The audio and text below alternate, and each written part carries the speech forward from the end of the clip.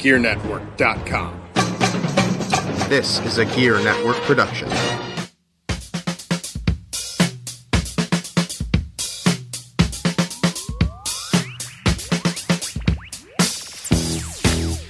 Coming to you live from Rochester, New York, this is the FTW Podcast with John Cimino and Brandon Gorell. And now,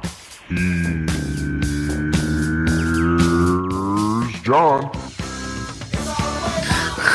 We are live, ladies and gentlemen, here on the Gear Radio Network. How's it going, everybody? The FTW Podcast is on the air. And I'm going to try and not be as loud, but because kids are sleeping here in Studio A. But my name is John Cimino, at DJC Money on the Twitter. And joining me from his casa in Studio B, Mr. Brandon Gorell. Brandon, say hello. Hey, what's up? He's at Brandon S. Gorell on Twitter. Yeah. And ladies and gentlemen, as always, we are presented today with no commercial interruptions, by the way, thanks to you and all of your recent Amazon shopping that you have done through our links at gearnetwork.com/Amazon and or shopgear.com. We are approaching the holidays, of course, and with Toys R Us being gone, maybe, for now, right? Jeffrey's rising. Jeffrey heard the gong. But if it turns out to be fake news, let Amazon be your destination for all of the holiday costumes, candies, toys, and more. Use our links on the website. Bookmark them so you'll always support gear just for shopping like normal. And of course, yes, we do receive a small commission from some of your purchases, which helps support podcasts like this and helps us do cool stuff like be commercial free. Brandon, on today's show, the first quarter of the NFL season is done. I have my first quarter takeaways. I hope you have your first quarter takeaways. Yeah, I got something like that. All right, something like that. You sound much better. Are you actually on your mic this year? I'm week? On the mic. Okay. I'm on the mic. Perfect. So I take it you weren't a fan of how you sounded on the headset? I didn't hate it. It was more of, well, let's try and see how this sounds. And plus, I just redid my workstation, so I actually have room to put this microphone up comfortably and still, have room for activities. Oh, very nice, very nice. All right, yeah. So we'll talk about our takeaways for the first 4 weeks, and then not just talking football, because, ladies and gentlemen, of course, hockey season is back, but the baseball postseason is underway, and well, we've got a big managerial firing.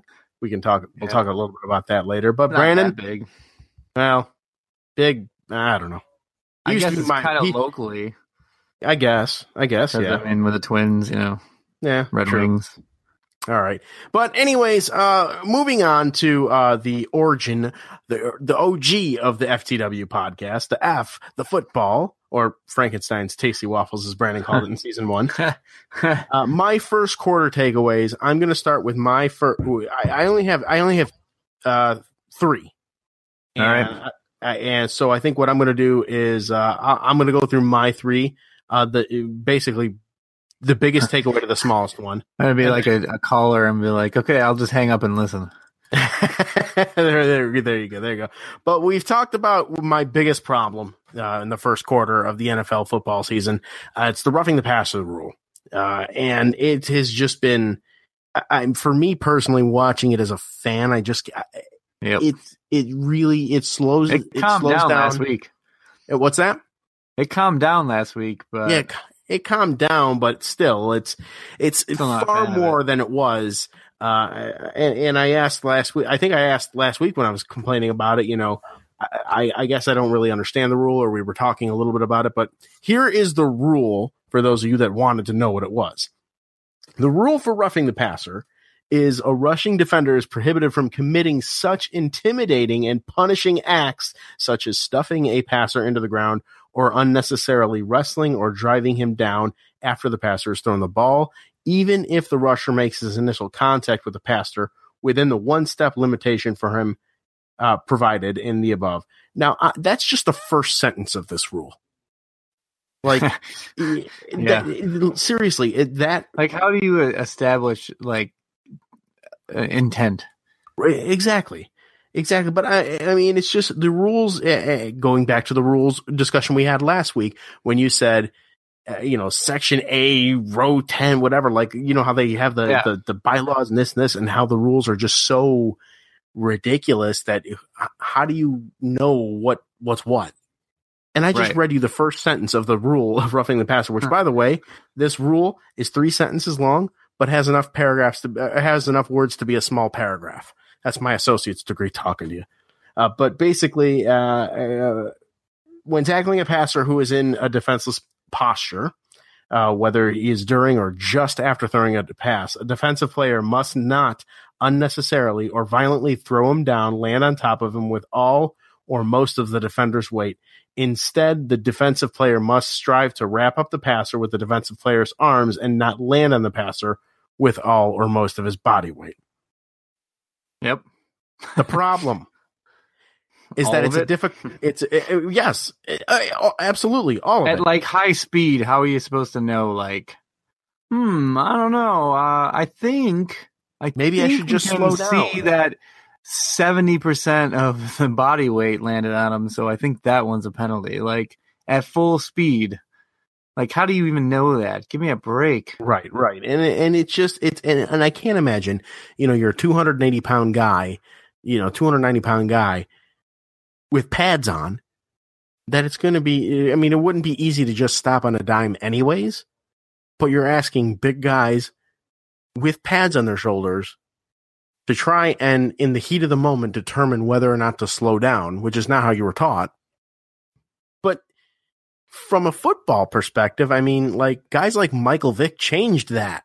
Like, if you go too slow into the quarterback, if they're a mobile quarterback, they're going to know, and they're going to spin around, and they're going to run for 10 yards on you. Or they're going to do, what's his face? Patrick Mahomes type stuff, running around, and Deshaun Watson type stuff.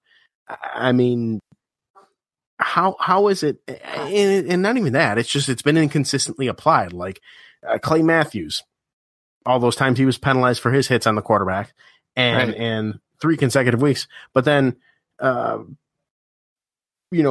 actual situation that could have warranted it, using Aaron Rodgers as an example recently, that could have been and should have been a roughing the passer penalty, and that wasn't called. So that's really the biggest takeaway of the first quarter for me, is just how asinine this rule even is and how impossible it is to enforce, yet they're trying to do it, and it's bringing the game down. Oh, you're done? Yeah, that's where I'm done. That's where you come in. Yeah, it is, and I'm hoping that last week is the new trend, because it was definitely down. Not only are players a little more aware of it, but I think refs are kind of like, let's just look for egregious stuff. I think before they were trying to, like, it was all or nothing, like anything that can be like construed within the rule, we're gonna go for it. But then now it's kind of like, well, maybe we will use judgment calls, which is what they should have been doing from the first place. But it's just, it's kind of amazing to me that all happened and in the first 3 weeks, and then all of a sudden, poof! Everyone either learned the rule or refs stopped calling it as much. I mean, there was 2, I think, last week total for the entire league. Really? Yeah, and there was like 4 or 5 in that Monday night game with Tampa, and it would seem like every other play. Yeah, so maybe they know the rule now, like you said. Yeah, right. Or maybe they've just heard it from all sides, every side, and perhaps with all of the roughing the passer calls in that Monday night game alone in Tampa, I'm hoping more than just myself at that point said, I'm done with this, and I'm not dealing with it, and turned it off and found somebody else, and they saw the ratings drop. Yeah, I don't know if that happened, but we'll see. Yeah, it'll be interesting to see what they did. I guess the only thing we can do is keep an eye on it. It'll be something that's still discussed. I mean, they're not going to be like, well, we had 2 last week and then we all forgot about the rule. If the rule still sucks, I mean, and it starts rearing its ugly head each game, it's still going to be talked about. Of course. Let's just hope it goes away. Yes. If anything, it's taking the public's eye away from the whole national anthem thing. So I guess that's. I know, we haven't even heard about it all season, really. Right. Thankfully, I think the first week we did, and then it just kind of went away. Yeah, good. Yeah, my other two takeaways are not really huge, like gigantic problems that impacted me as a fan watching the game. But the rookie quarterbacks and the high expectations for all of them. First quarter grade for Sam Darnold, Josh Allen, Josh Rosen. You can't really give him one because he just started after week 3. And Lamar Jackson's a Wildcat quarterback. I mean, for me, I actually mentioned this on the Trust the Podcast. I was a guest co-host on Trust the Podcast this week, sharing a bit of talking Bills football, which is really weird from this Jets fan. But I came into the season expecting the ups and downs that I'm getting with Sam Darnold and whatever, and I knew after week one when they just torched the Lions and my favorite Jet right now, Jamal Adams, was like, yeah, we're here, and then they're not there, they're there. Slow your roll. This is part of the thing that I expected, and I actually broke this down to Bills fans, the Bills Mafia on Trust the Podcast, is that, for them, their week 3 with Minnesota was my week 1 with Detroit. Right. You're going to get those games here and there. You're going to see the glimpses, but you're also going to see the very ugly side of it, which is, oh yeah, he's a rookie quarterback. So, so I think that the high expectations from, the fan bases that have these rookie quarterbacks are kind of a little too high, and everybody should just relax and trust their respective processes. And then finally, Le'Veon Bell still holding out, but reportedly he's going to come back in week 7. There have been different teams that have inquired about a trade, but he cannot be traded until the tender is actually signed. I personally think he's going to remain in Pittsburgh. I think so too. Yeah. So those are really after the season. Those were really my takeaways. My only real gripe was the roughing the passer rule so far, but I'm curious to hear your takeaways if you have any. Yeah. So one was the roughing the passer, and we'll just skip right on to number 2. Number 2 is the rookie quarterback class. It's kind of a mixed bag right now. You got your upper echelon guys that are supposed to be going in and doing their thing and being like, top dogs. You had Baker Mayfield play great in his first game in, played really pretty well the second game in. I mean, if it weren't for a couple of really bad calls against them, they win that game. So he's, be 2-0. But then you go down to the Josh Rosens and he was horrible. Lamar Jackson's just kind of, he's there. He's their Wildcat quarterback now. He shows up, he ends up on the field somehow a bunch of times. That's great. Allen's just got a bad team around him. I think Allen's going to be fine. I think he's a good quarterback. I think he's going to be really good. I think hopefully next year when Buffalo can actually spend some money and and that's improve their team. Funny thing is I've kind of relayed that point that you've mentioned, and I've mentioned too as well on Trust the Podcast, about the offensive line, and that really I think that Buffalo would be very hard pressed. I know that they're the first thing, the sexy thing is going to be get a receiver, get a playmaking receiver. Well, they can do both. But they can build the line and get a receiver because they're going to have like $80 some odd million in free cap space next year just from the dead weight, and not to mention any other players that they cut this year. So, it's going to be a different team, I think, next year. Absolutely. But you get a line. The only question becomes, around how long do you leave him in there to get beat up the way he is? I mean, they got 5 sacks last week, I think, or 7 sacks against Green Bay. I think it was 7 sacks. It was a downright atrocious game. Yeah, and Green Bay's not really like, they've got a good pass rush, but not a great pass rush. They shouldn't be getting your quarterback 7 times. So, Allen will be fine. Darnold, I think, will be okay too. I think part of Darnold's problem is they still haven't taken the baby booties off of them, and they still got a lot of short and 5-6 yard outs, and then get rid of the ball. Part of that I think is the amount of talent he has around him. Like they don't want him getting destroyed like Allen is up in Buffalo. Could be. So, that's kind of is. But if you look at it, you kind of wish that like these teams would take a chill pill on them for a season, Like, right. If you look at what Mahomes is doing in Kansas City and you look at what Jared Goff is doing in LA, like those guys sat for a season and watched, and now look what they're doing. It's a quarter of a season. I don't want to I'm not going to jump on the Monday night bandwagon where I'm going to be calling primetime superstar Mahomes or anything like that. I want to wait and see how he goes through at least a full season.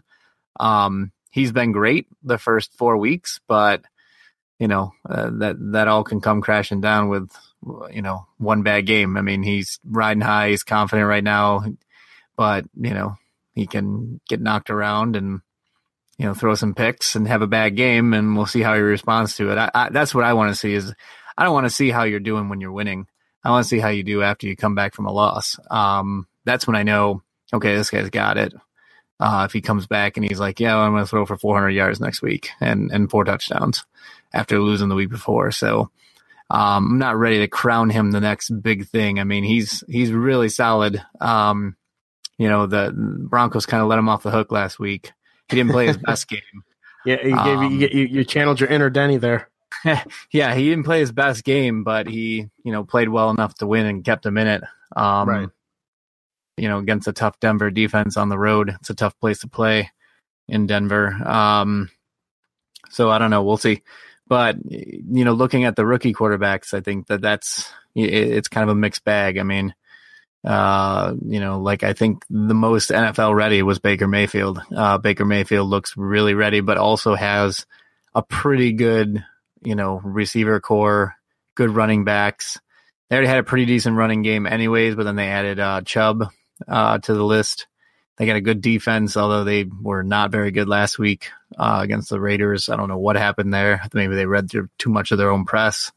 I don't know. Maybe it was all those free beers in Cleveland. I'm not sure what it was, but could have been. I don't know. Out of all the quarterbacks, he looks like the most NFL ready. Mm-hmm. I would say Allen, I think he's ready, and so is Darnold. I think Darnold needs to kind of, stop being babied. Yes, absolutely. That seems to be the thing that all the Jets, and not just this right, because they've had so much trouble with quarterbacks in the past, and they're kind of afraid, we don't want to blow this one. Like, we got to be careful with this one because this is our franchise guy. We believe I got our franchise guy. And we don't want to kill him. But at the same time, it's like, well, maybe you need to kill him. Maybe you need to let him, get his ass handed to him a little bit so he learns something. Instead of going, I'm going to throw, 30 yards down the field once every 4 games. Like, yeah, exactly. It needs to happen a few times a game. Yeah. He's got to do it. He's got to do it. Well, if there's no receiver out there, what are they going to do? Wow. They got to do something about that. Yeah. They got to get him out there. True. Very true. That's a true story. Anyways. Yeah. Well, I will say that, maybe after the first half of the season is done, we can revisit these conversations and see exactly, what has transpired, if anything, if indeed the roughing the passer especially remains as it did, as you said it was last week. I was half paying attention to football last week, because I was. But anyways, you know what I could have done, and I wish I had the ability to do this. Because I cut I'm a cord cutter, Brandon. I don't have cable anymore. I have cable with a really large fucking bill this month. Yeah, yes, but first hockey payment, first football payment. What's the worst about not having cable though is not having the DVR or anything like that. Mm-hmm. I know there's other different things that you could get to have that, and one of those things happens to be the Amazon Fire TV Recast over the air DVR 500 gigabyte one if you want, which holds up to 75 hours of content. You could get that, Brandon, for $229.99 on Amazon Prime using shopgear.com. Did you know that? I said no commercials. I didn't say any infomercials. I was going to say, if you wanted to talk about a product on there, I just ordered something while we were doing the podcast. I've been kind of eyeballing it. seen the commercial. I just saw another ad for it, so I was like, let me see how much that costs. Oh. And I went in, and you know how Ring Doorbell has their video doorbell and Yes. you know all that stuff. Well, they also do a home monitoring, which is optional. It's only $10 a month if you decide to do it, which I think I would. And the whole system, you buy it, is actually only $199. You own all the equipment, and it comes with the keypad, the alarm sound, window and door sensors, and then a motion sensor for the house. So it's $199, but they also offer an option where you can do it in 5 payments. So they will just bill your credit card monthly, which is what I just did. So I've got it. I get a free month of the actual monitoring service. Gives you Wi-Fi alerts and everything like that too. So, you know, I've been wanting to get one. I got some shady people kind of just walking around my neighborhood lately. I had an alarm system. It was way too expensive. The one I had originally, but it's still here. It just doesn't work. Or it's not monitored, I should say. I mean, you open the door and it's going to go off eventually. But I think I want to kind of get into the you know, the play of it, but also own my equipment. So when I move, I can go and, you know, take it with me. Thing with you. Very simple. So, how much did you say that was? $200, man. $200, and you can do it you can get it on Amazon and you can do it in 5 payments. Right. You can do it in 5 payments. You know that the Fire TV recast I see they have, this must be a new thing for the whole thing because Amazon, it says 5 monthly payments. The Fire TV recast is $229.99 on Prime, but it says 5 monthly payments of $46 a month. Yep. Which is pretty good. The it's Fire TV recast. Members, I think. I don't think you can do it without Prime. So make sure you get your Prime membership. Well, we can hook you up with free 30-day trial of Prime. But anyways, any of those purchases that you make, certainly using our link helps us out. Okay, infomercial over. We are going to just keep right on rolling here to the second part of the show, the non-football portion that I had. Talking some baseball, Brandon. Buck Showalter gone from Baltimore. Now I'm going to ask you this. From 2012 to 2016, the O's posted a 444 and 366 record, which was the best record among the AL during that time period, but fourth best in Major League Baseball. Since then, they are 211 and 275, with 115 of those losses coming from the season that just ended. Was this a surprise, or did you think it was time? No, it was time. And Buck's kind of lost it. Yeah, I think he lost that room. He's also lost his roster. I think it's time. I think they're going to be going with the analytics kind of guys too. They fired their GM as well. So they'll get a new GM.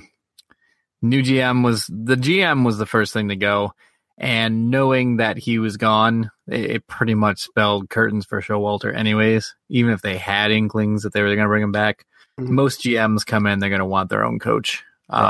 So they're going to end up with their own manager anyways when they get their GM. So, you know, look for it to be a younger guy because he's going to be working with younger players. You don't think it's going to be Joe Girardi? I don't think Joe would take that job, to be honest. Okay. I don't think the roster. I mean, the revenge piece would be nice for him. Like, I can go and face the Yankees and put a wrench in their system, but they don't have the roster to compete with the Yankees. True. So I don't think that that's something that he's really looking to tackle. Joe looks like a manager too, and he's a manager of good players. I don't know how he's going to do with a rebuilding young roster. I guess you're right. He did try that once before as manager of the Marlins years back. I don't know if you remember. Won manager of the year despite having a losing record and was fired. Yeah. I think that, you know, if they're smart, they go the direction where they go with like the smart, you know, middle infielder type, like the retired guys. Like Craig Counsell is doing a phenomenal job with Milwaukee. There's a guy that I thought was super pesky, really brilliant baseball player, real smart, heady ball player, but I don't know if he would probably want to manage. But I don't know what happened to David Eckstein, man. That guy was baseball, man. He was a grinder. He was smart. he knew the game inside out. I think he would be somebody that would be a great manager, especially with a rebuilding team. But I don't know if he's even had any inclinations or anything to be a manager. But I think he would be a good option. They need somebody like that. Yeah, these old retreads. I mean, I don't want to see Dusty Baker get another job, and these guys that just keep recycling in the bins. Like they bring in new guys, and the new guys are doing stuff. Cora goes to Boston. Look how Boston responds. Right. Right. Exactly. There's going to be an opening in Toronto because Gibbons is going to get fired. There's going to be an opening in Minnesota as well. Because Molitor is on his way out. Molitor, he's on his way out. Yeah, so there's a lot of guys that there's other rosters that someone like Girardi would fit. I think Girardi would fit maybe a Toronto, or probably not a Minnesota. Minnesota's still pretty young. Yeah, Minnesota's pretty young. Speaking of older managers named Joe Madden, as I was writing this show. They were talking, there was rumblings or rumors or whatever about the Cubs possibly not retaining Joe Madden. And I thought that was silly. Why would they do that? And then as I'm starting to do research or whatever, I get the alert. He's being retained for 2019, as the manager of Chicago. And now I have to ask this, like, despite bringing the Cubs to the playoffs 4 years in a row, winning the World Series in 2016, why would they want him? Why would they want him gone? I don't really understand it. I don't think that's just big city talk. It's a lot of disappointment. Yeah, because you know what? The Cubs got their taste. They got a World Series, and now they want more. Mm-hmm. So, before it was like, we're just starving for a winner. We're just starving for a winner. Though they got a winner, and now it's like, well, why hasn't it happened again? Like, you get spoiled. I mean, right. Boston did that too when they first broke their curse. They thought they were going to win every year, and then it took them a little while, but they got back there. Everybody thought this year was the year. I mean, the Cubs 2 days ago had, the best record in the NL, and now they're out of the playoffs. I mean, they lost to the Brewers at home, and then they lost to the Rockies at home, and they scored a total of 2 runs in those games. Right. So, and after scoring 11 on Sunday in a meaningless game, I mean, yeah, they had to win it. But it wasn't really like, it was going to like set them back if they became a wild card instead of the division champ. They might have actually played a last game. Who knows? But, when you play for a high profile team like that and you coach for a high profile team like that, and you have a team that is loaded with superstars and talent, on the roster, when you don't win, people are like, well, is it time for this guy to go? Because nobody has patience anymore. People look at it and go, oh, this guy's running his course. Like, all right. Yeah, fair. That's why he's getting the, hey, we've won like a shit ton of games, and we won a World Series, and, been manager of the year. And this year we had the best record in the NL, but they're like, well, what have you done for me lately? Indeed. And that irritates me. And he can't hit. He can't hit. I mean, it's not his fault that his lineup with Chris Bryant, Carl Schwarber, Anthony Rizzo, and Javier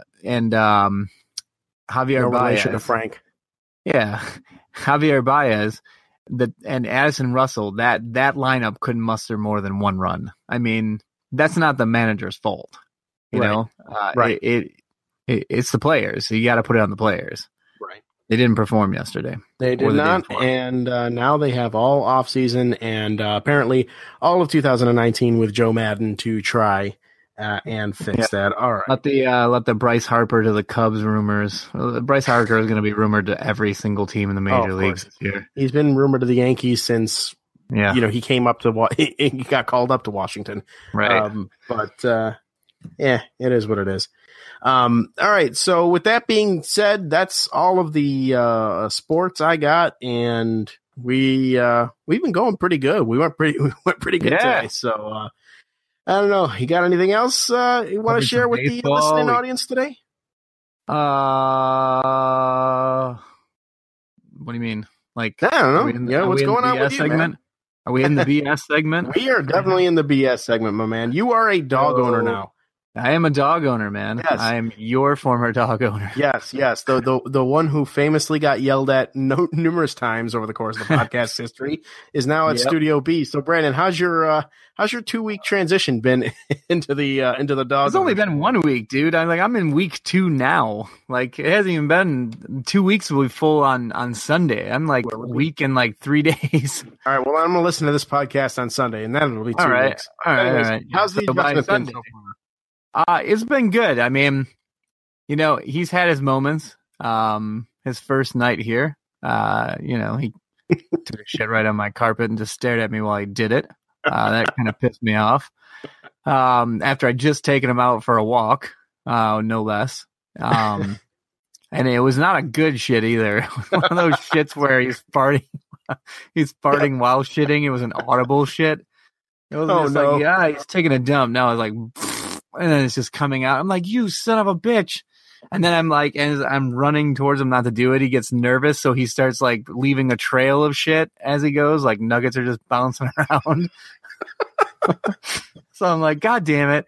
So then I fucking, I had to clean that up. And, I'm just fucking angry and grossed out. And I'm like, come on. Is this already going to be the way it is? I was like, you better not be like this every day. So next day, he's pretty good.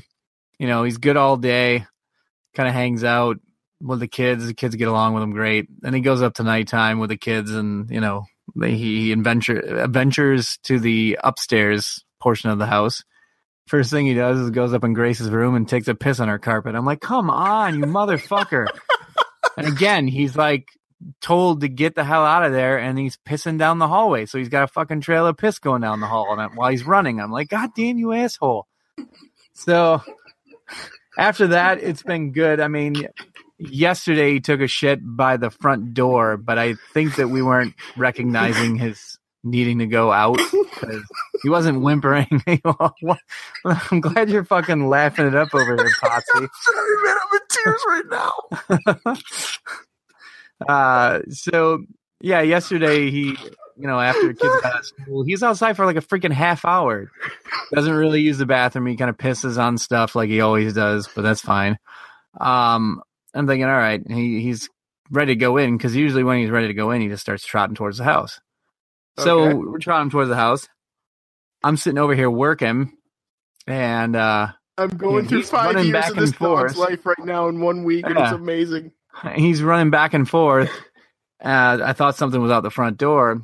Then all of a sudden he just stops in that foyer, which I'm glad I was in the foyer because I didn't really have to do much cleanup with it. And he took a dump right there too. I'm like, you motherfucker. So I grabbed him by the collar and threw him in the crate. And I'm like, can you sit there until I clean this shit up? And oh, man. I mean, he's loaded with energy. He's a sweet dog. I have no problem with it. He's been good. I mean, those kind of things are going to happen with the adjustment. I understand it. It's still frustrating as hell. I mean, if my kid walked in the house and took a shit on the carpet, I'd be pissed off at that kid too. So it's not like it's just a dog. Yeah. But I mean, for the most part, I take him for a walk. Today I took him for a walk. Jesus Christ. I took him for a walk and it was a mile long walk. It was just down my street and around the back street back to my house. It's just a loop and it's a 1 mile loop. And this motherfucker hit, I'd say 65 to 70% of the mailboxes. Just piss, piss, piss, piss.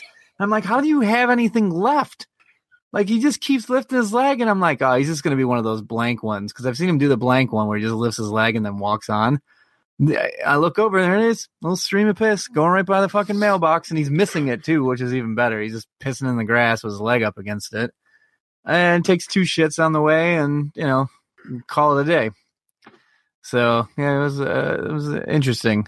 He's also nuts, too. Like, he's got so much energy and he's getting like choked to death as he's trying to like walk away too far on the walk. And he's getting like choked and you hear him going, and he just keeps on soldiering on. Like, I'm like, stop. And I stop and he looks back at me. And then the second I like even flinch, he starts taking off ready to go again. And I'm like, what are you doing? Stop it, you dickhead. He doesn't understand "stop it, you dickhead" yet. So he understands it. Believe me, if that dog could be fluent in any language, it would be cursing. I mean, I think that another pass at obedience classes is probably going to be in his near future. Yeah. He's not a bad dog at all. No, I mean, he's not biting. He's a sweet dog. The dog doesn't bark either. Like, I've heard him bark once, and it was like kind of a reactionary thing where Grace got a little too close to his head while he was eating one of those rawhide bones, and she got a little too close, and he thought she was going to take it, so he just kind of. And I was like, "Whoa, you actually talk? Because I've never heard you." Yeah, no, that's supposed to be a no-no. What, the barking? Yeah, well, if one of the humans is trying to reach to grab. Yeah, we know that. I mean, okay. Grace knows that too. She just didn't realize she was that close to him. Gotcha. Okay. But I've never heard him bark at your house, and I've never heard him bark here since he's been here. That was the only time I heard it, and I was like, wow. The only time he barked when he was here was there's a neighbor like 2 or 3 houses down, and they have this like bulldog or whatever. And I mean, for being dogs are colorblind, but apparently he's got super sharp vision when it came to that dog. He hated that dog. I don't even know why, but he just would run and stare and grill at the dog and bark. And I had to actually go out there to get him. And I'm like, what the heck? Like, this dog I've never even seen this dog before.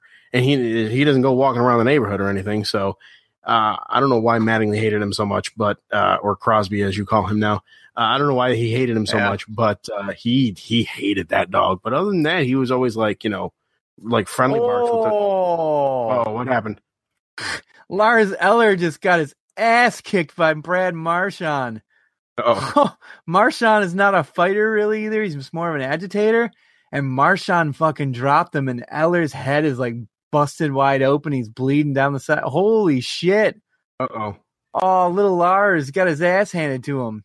Hold on, I gotta see how this happened because I just turned over my head to see them fighting.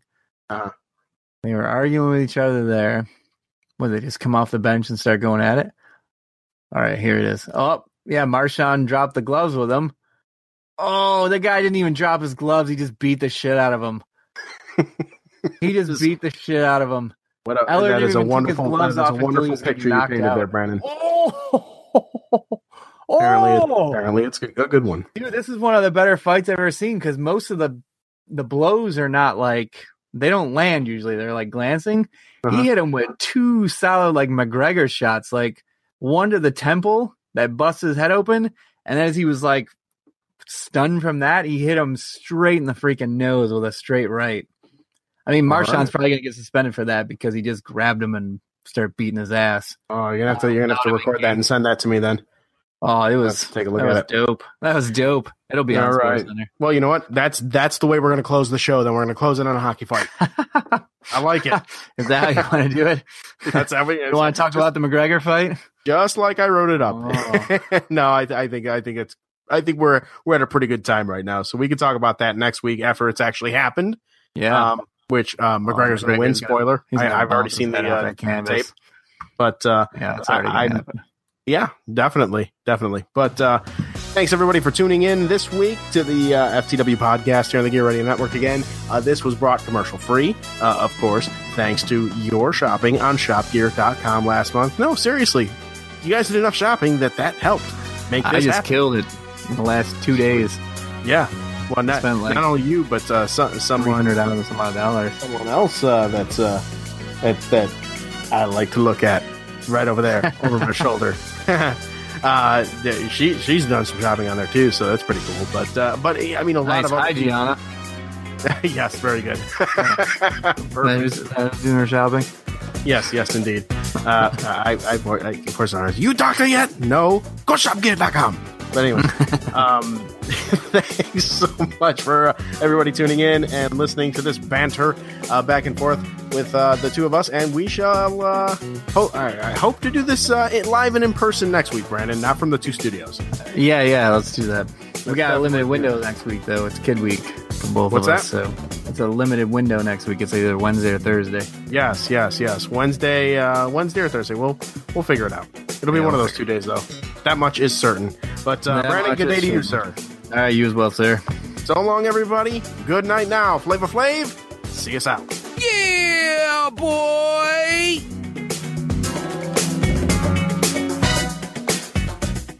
Remember to see more National Football League action next week.